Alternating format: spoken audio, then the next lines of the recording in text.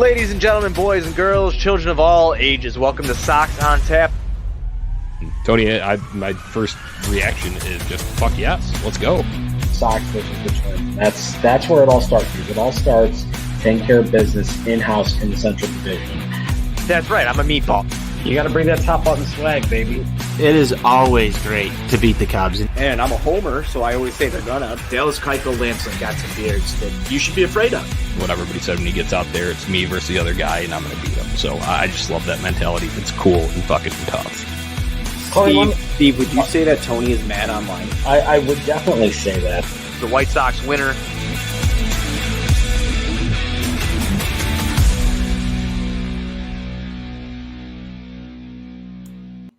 Hello, White Sox fans, and welcome into another edition of the Sox On Tap postgame show, where we get really mad about what the White Sox did on the field today.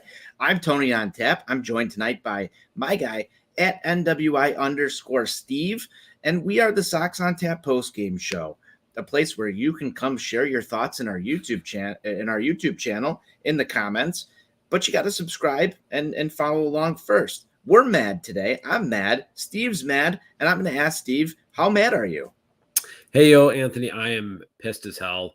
The White Sox are 64-104 against the Cleveland baseball franchise since the start of the 2013 season. That is fucking dog shit. Absolute fucking dog shit, and I'm sick of it. Here we are, Steve. I'm very upset. I don't know if that's. I don't know. I don't have words for this. I legitimately don't have words for this. We talked about some stuff last night. We're probably gonna have to rehash some of that today. Sox lose 8-4 to Cleveland. This is where they're supposed to turn it around. This is the most important stretch of the year, as you've been insinuating for months on end. Great start. The title of this episode is not great, so I hope you're being satirical. But I feel like there's literally no time for satire at the moment, at least for the next minute here. What the fuck is happening? This was an embarrassing day. Let me just start here for 1 minute, Steve. Let me have the floor. This was the most fucking embarrassing day for this organization in quite some time. And it all started with Kenny Williams opening his mouth, apparently to the clubhouse of the Chicago White Sox, and telling them that they can be better. I don't understand. Did Kenny watch Moneyball a few nights ago and feel that he needed to pull a Billy Bean and go into the clubhouse and deliver a speech? Did he want credit for the 2 wins in Detroit? Is that what Kenny wanted? Where are my fucking sunglasses right now? Because I need to hide my eyes as to how shocked I fucking am with this baseball team right now. It's incredible that we are at this point in 2022. I've been fairly positive about this team to the point where Steve and I have had some, just back and forth about whether or not, this team has what it takes. But watching this right now, Steve, and everybody who's listening to this show, I really need to fucking find my sunglasses because I need to hide the shock in my fucking eyes at how embarrassing this is and how embarrassing today was for the Chicago White Sox. And I'm embarrassed as a fan. I'm embarrassed to come on this show and spend so much time doing this and talking about this fucking team day in and day out, to have them go out there and do this today. And there was a lot of bad. There was some good. There was a little bit of fight, and it came from fucking Yoan Moncada, guys that are questioned day in, day out. And I saw him fighting harder than your leaders, the guys who are supposedly need to be held accountable for. Where are they, Steve? I'm lost. I need to go find my sunglasses. I'm giving you the floor because I've got too much shock in my eyes. Well, a couple things here. You talk about Kenny going into the clubhouse. Maybe if the fucking dinosaur that was sitting in the dugout actually would do his fucking job, maybe Kenny wouldn't have to go down there. It's obvious that if the leaders on this team aren't doing their job, then who's the next person in the chain of command that needs to do the job? The fucking manager. but he's too busy napping in his fucking office before the game to do anything. So Steve, do we want to go down this? You're lucky that I wasn't here. Do we want to go down this path? You're lucky that I wasn't here. Where the fuck is Rick Hahn? Everyone knows. Where's Jerry? Where's the clubhouse? Where's I go Jerry? back. Where's Steve, I go back. Jerry's wiping his ass with $100 bill in fucking Arizona somewhere. I go back to the comments that were made last year about Tony La Russa utilizing his players in the clubhouse as the leaders. If they're not doing that job, then the manager has to step in. Tony, I agree with you. I agree with you, Steve. I agree with you. I agree with you because at some point the shit needs to fucking stop. And so if he's not willing to do that, and I don't know if you listen. Where's the line though? Where's the line, Steve? Because I really want to know. Like, and I say the line is 41 and 44. There's the fucking line. Okay, but is that the line every year? Is there some mismanagement going on here? I can sit here and say I would have flipped a fucking table in the clubhouse earlier than Tony La Russa has at this point, and maybe at where we're at right now, maybe he is out of touch with certain things. I'll concede that to you. Maybe he's comfortable, but I would also argue that there's way too many fucking people in this organization who are comfortable. The fact that we had Bob Nightingale and Steve Stone on 670 The Score today talking about what they're talking about is a fucking embarrassment. That's number one. I'll be the first to say it. That's an embarrassment. I've said this to you a million times over the past few days. Winning cures everything. Tomorrow's going to be a fucking test for this team.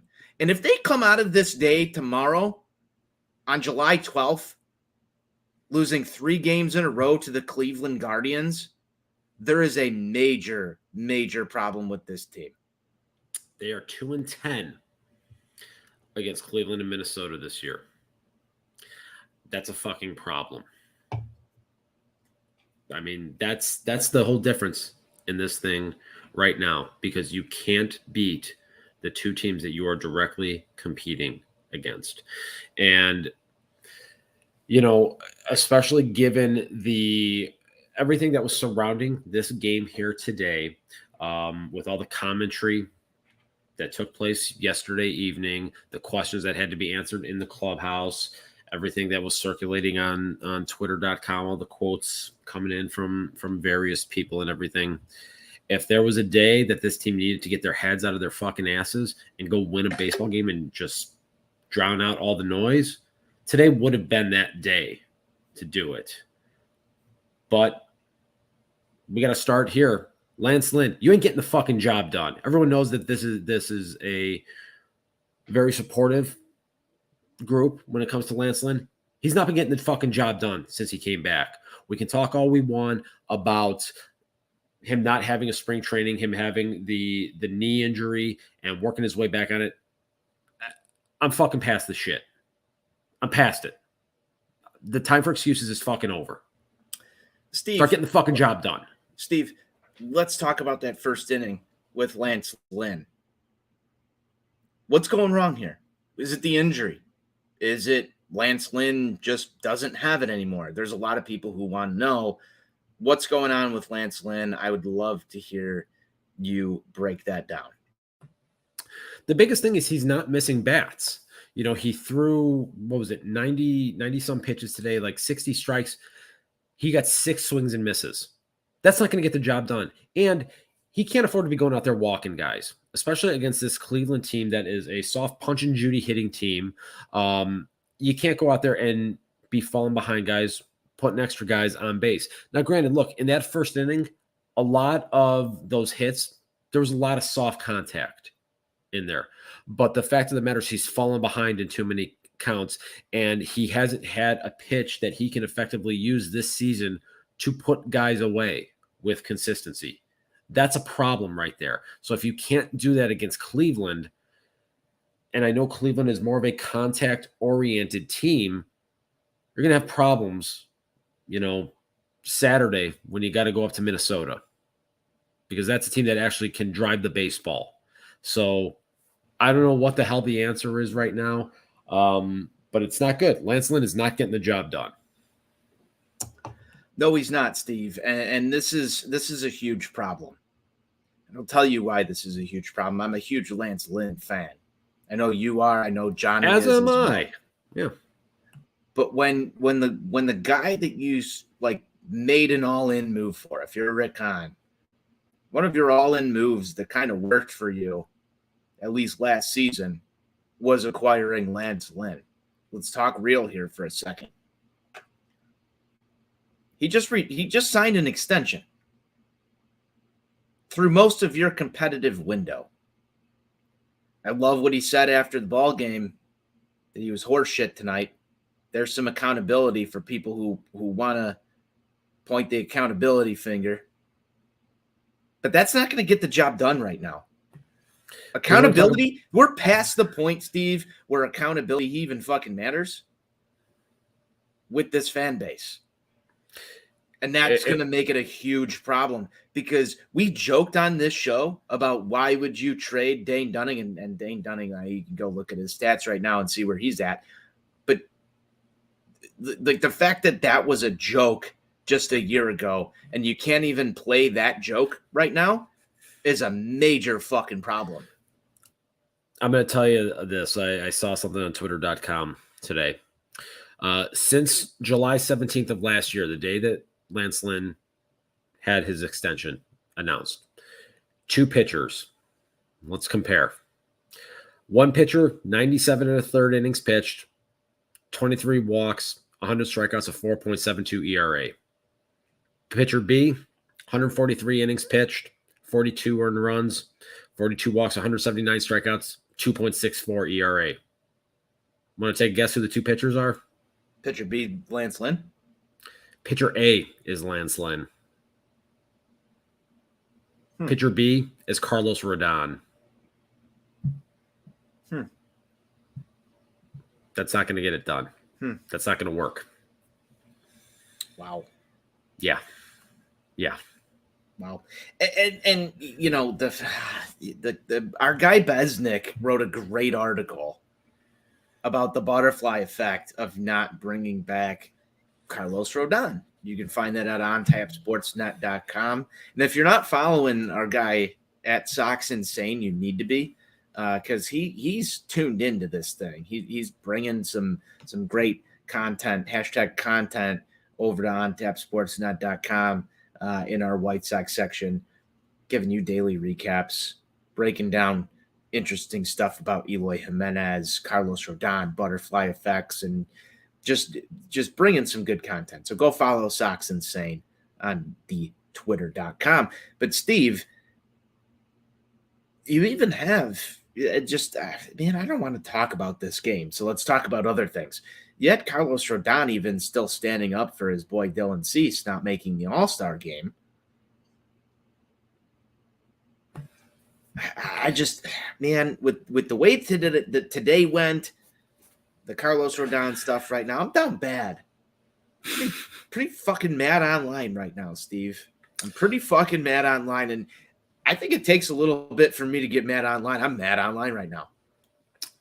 And you should be mad online, because I'm mad online too, because I'm sick and tired of fucking losing to Cleveland. I'm sick and tired of what happens every time they go to the fucking mistake by the lake and dealing with that bullshit. I'm fucking tired of it. This has been a fucking problem since I was 11 years old, and I'm sick of it.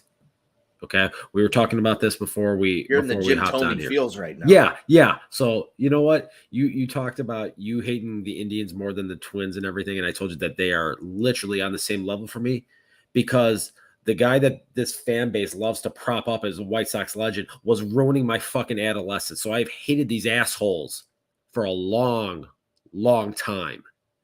And so their misfortune brings me great joy. And that's why I get really pissed off when I have to watch this bullshit against this team every fucking year now for the last decade that's been going on here.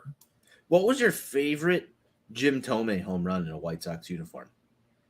I guess it would have to be the blackout, because I was there for that, and because it sent Joe Mauer and Justin Morneau crying in the dugout home for the winner. I guess it would have to be that. I was just curious. Yeah. Every now and then I'm going to start asking you about your favorite Jim Thome moments throughout the rest of the season because we've got to have something that's fun to talk about here. We all know how big of a Jim Thome fan that our guy, NWI Steve, has. Steve, one positive from this White Sox game, Yohan Moncada, you've been barking up the Yohan Moncada tree here for just a couple, 2-3 days. I just want to know, how are you feeling about a guy that came into today, I think, hitting around $188? Things have been a little bit on the upside for him lately. You're out there spewing the yo nos. So I'll give you just the floor here for a minute and give me your Yohan Moncada thoughts. I think the at-bats overall have been better, I would say, in the last 10 to 14 days overall. He's hitting the ball harder with more consistency. The strikeouts are still high, so that is still problematic. The plate approach and the plate discipline that was really a hallmark of him throughout his White Sox tenure has not been on the same level that we have been accustomed to. He's got the lowest walk rate of his career right now and the strikeout rate that's over 30%. So that's not ideal here. Again, when he is making contact with the baseball, he's hitting the ball hard. So to see him actually get some elevation here today and be able to drive it out of the ballpark is a plus. If they can get his bat going, and that is an if for a sustained period of time, it will be very important for this team. They need the left-handed balance in there. It can't just be all Gavin Sheets right now. So if you can get Yohan providing consistency, hitting for power, getting extra base hits in there, and then starting to draw some more walks again, it is going to go a long way in terms of trying to help lengthen out this lineup. I agree with that. It can't all be Gavin Sheets from the left-hand side of the plate. But I feel like you just slandered Lurie there a little bit. Like, oof. This is a Lurie slander-free zone, Steve. It's not slander when it's true, though, Anthony. He had 2 hits the today, thing. 2 days in a row with 2 hits. Crack him, our guy Johnny Nani, the biggest Lurie fan out there. Dude, a few takeaways from this ball game. We go down 5-0 in the first inning. I was pissed. I think everybody was pissed. Then we get to, a point in this ball game where it's a 1-run game. I was kind of happy. And then Cleveland turned it on again. When are the White Sox going to be the team that does that to their opponent? And how did you kind of ride out those emotions? I'm just curious. Like, was there a point in this game where you thought, like, hey, we might be able to do something? Or were you just like your profile picture saying that it was over and all that was false hope? I'm actually curious, how did you feel through tonight's ball game? When they got it to 5-4 and they had an opportunity to continue adding on, I thought, okay, they chipped away at that deficit significantly right there. You got to keep it here and take your chances. But then what happens? Top half of the 5th inning, they go up there and they immediately give 3 runs back. And now you're looking at a 4-run deficit again. And that's where, again, it comes into fake comeback season. And fake comeback season. Yeah. I mean, we saw this from this team Friday night when they fell down, what was it, 6 runs to Detroit, and then they scored the 4 runs in the 8th. They didn't get the tying run to the plate, all for naught. We've seen that a lot this year with this group, where they put themselves in a position to get the tying run up to the plate. Hell, saw Thursday night against Detroit, down 2-0 in the 9th inning, get 1 run across the plate, tying and go-ahead runs in scoring position. Your number 4 and 5 hitters come up. Nobody does a damn thing. We've seen this from a lot this year, and it's irritating as all hell. So once, obviously, Cleveland tacked on those 3 insurance runs right there, as Hawk would say, pack it up and send it to Cooperstown. You don't strike me as a big fake comeback guy. With this team, I think it is. If you would have said last season, the 2021 group, the team that had that it factor that we like to talk about, We haven't said that once on this fucking because show this all team year. doesn't have it this year. Okay, so Steve, what are the differences between this year's ball club and the 21 ball club? Let's get down to the specifics. I don't think Carlos Rodon was part of, well, he was kind of an it guy, but that's once every through the 5 days. Teams that have it also can do it 7 days a week. What is different in the it factor for this team versus last year's team? I think in a sense, last year, they really had an us against the world mindset that they were going to go out and they were going to prove the world wrong because there was so much negativity surrounding this group, particularly after the Tony La Russa hire. And they wanted to go out there and they wanted to shock the world and say, hey, we're a damn good baseball team. It doesn't matter who's managing us. We're going to go out there and we're going to do it. Whereas this season, it almost just feels like they're kind of resting on their laurels. Like, yeah, everybody told us we're going to win the division this year. All the projection models said it. All the major newspapers said it. We've got the most talent in this division. So, we're okay. We're fine. I think that's the difference. I think the difference for me, Steve, is having fun. There were two guys who were here last season that had a fuck ton of fun. That's Goodwin and Billy Hamilton. And I hate this because you can't quantify this on a stat sheet. Maybe I love it more because you can't. Who knows? But one of the weird things to me is both of those guys were actively part of White Sox Twitter in weird ways. Like they went out, they had a feel for what was going on here. And they were having fun doing it.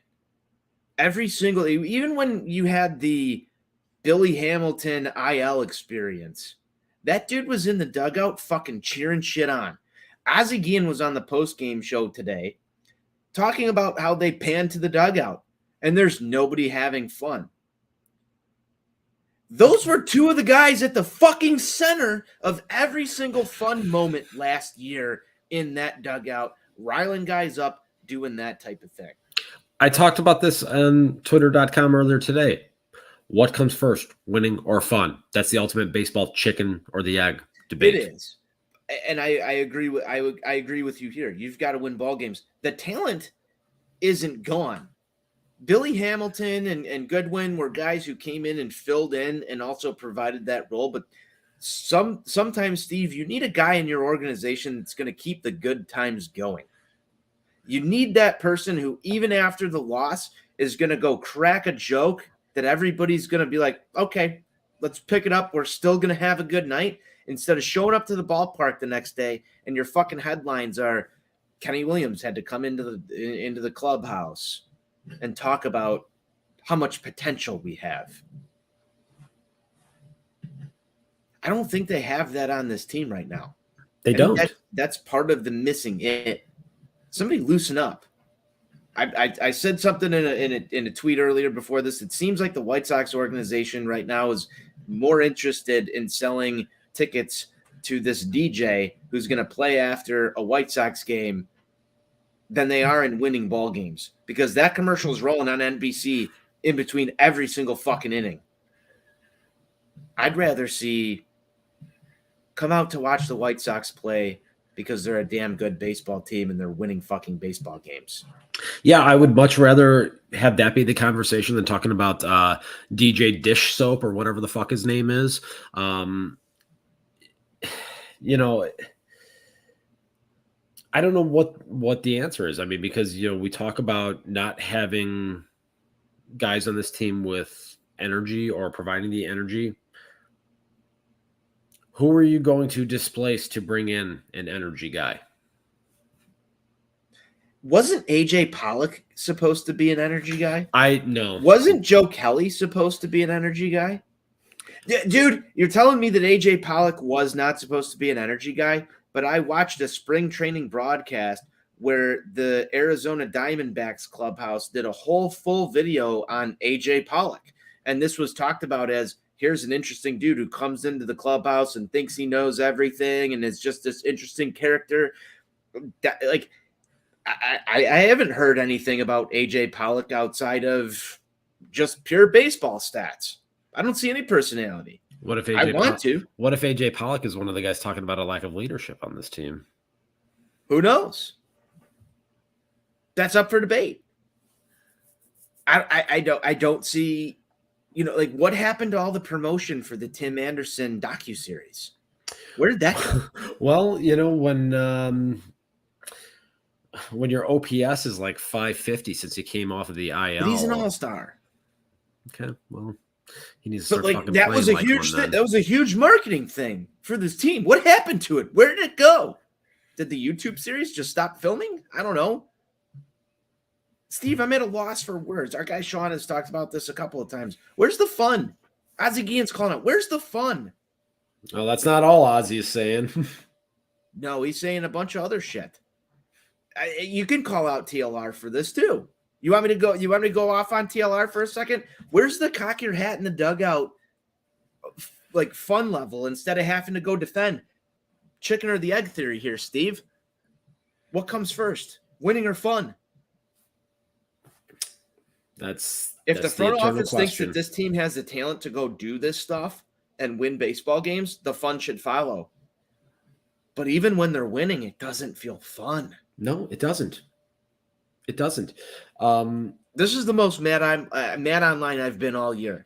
I mean, Saturday, I hope you can agree. I need you to confirm this. Yeah. Oh, yeah. It's hashtag confirmed. I mean, look, this past Saturday was one of the very few fun days I've had at the ballpark this summer. It has gotten to a point where it's starting to feel almost like a chore. And that's a problem. Because I got news for you. When you've lost me, we've got an issue. I'm trying to hang on by a thread for you, Steve. I'm trying. I'm going to do my best. I apologize to everybody out here who comes and tunes in and listens to me for positivity. Of course, that's not why anybody tunes into this show. But I'm going to try and be more positive tomorrow. There's a chance to win 2 ball games. Do I have any faith? Well, hey, I don't know. Just got to beat Shane Bieber first game. Just got to beat Shane Bieber. You got Davis Martin starting the first. I believe we have Dylan Cease in the second. We have Dylan Cease in the second and former White Sox prospect Connor Pilkington taking the mound for the Guardians. That'll be interesting. It will be interesting. That'll be very interesting. Because naturally, given the pitching factory that exists over there in Cleveland, they have one hell of a pitching cheat lab over there. I fully expect Pilkington will become a functional major league starting pitcher just because. I do as well. I've seen this kid's stuff. I don't know. For some reason, I feel like that one's going to come back and haunt you. Oh, yeah. That's just my initial observation. I'm just being very real. I think that one's going to come back and haunt you. Oh, yeah, I feel it. What happens when you make interdivision trades and try and hinge other things on that. Steve, we got 2 baseball games to get through tomorrow. It's going to be a long day. Got 2 baseball games to get through tomorrow. We'll be back talking about it. Hopefully not in this manner. Hopefully talking about a winner. I don't have much else to say. You got to pick the click, at least for game 1.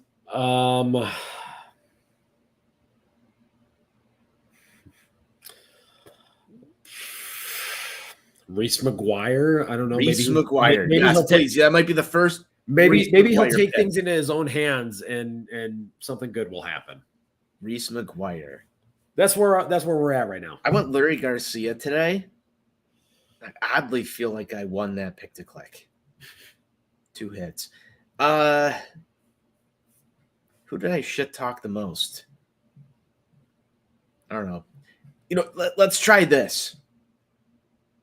I've tried to lay off of it all year. I'm just going to roll Gavin Sheets until the White Sox put together a 5-game win streak. Gavin Sheets. Pick to click. I hope your baby boy comes through in the clutch for you. He needs some. All right. Time to double down on this. You've done it at home, Gavin. It's time to do it on the road. I need road home runs right now. I know I asked you to make Jerry spend some money, but now I want Jerry to spend money on you, Gavin. Go hit him on the road too. All right. We're done here. Sox lose 8-4. It was ugly. Steve and I talked about the state of the White Sox because this was too painful to talk about. Steve, any final thoughts from you? And then we'll close this showdown.